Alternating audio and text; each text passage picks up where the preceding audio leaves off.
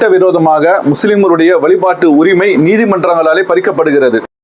பல நூறு ஆண்டு காலமாக முஸ்லிம்கள் வழிபட்டு வந்த பள்ளிவாசல் இன்றைக்கு இந்து கோயில் என்று நீதிமன்றத்தால் தீர்ப்பளிக்கப்பட்டிருக்கிறது.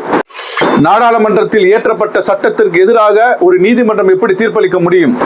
மத்திய பிரதேசம் மாநிலத்தில் முஸ்லிம்கள் பல நூறு ஆண்டுகளாக, ஒரு வரலாற்று குறிப்பு படி பார்த்தோம்னு சொன்னால் 1000 ஆண்டுகளுக்கும் அதிகமாக முஸ்லிம்கள் வழிபட்டு வந்த ஒரு பள்ளிவாசல் இன்றைக்கு மத்திய பிரதேசத்தில் உள்ள உயர்நீதிமன்றத்தில் அது இந்துக்களுக்கு சொந்தமானது, அது கோயிலுக்கு சொந்தமான இடம் என்று ஒரு வழக்கு தொடுக்கப்படுகிறது. உடனடியாக நீதிமன்றம் 1000 ஆண்டுகளுக்கு மேலாக முஸ்லிம்களால் தொழுகை நடத்தப்பட்ட வந்த ஒரு பள்ளிவாசல் இன்றைக்கு அது கோயிலுக்கு சொந்தமானது என்று தீர்ப்பளித்து முஸ்லிம்களுக்கு வேறு இடத்தை வழங்குமாறு ஒரு தீர்ப்பை வழங்கி இருக்கிறது. முஸ்லிம்களுடைய வழிபாட்டு உரிமையை பறிக்க வேண்டும், முஸ்லிம்களை 2ஆம் தர 3ஆம் தர குடிமக்களாக ஆக்க வேண்டும் என்ற இந்துத்துவாவினுடைய சதி திட்டத்தை நிறைவேற்றக்கூடிய படிப்படியான நகர்வாகத்தான் இந்த தீர்ப்புகளை எல்லாம் நாம பார்க்க வேண்டியிருக்கிறது. இது சாதாரணமாக முஸ்லிம்களுக்கு எதிரான ஒரு தீர்ப்பு மட்டும் கிடையாது.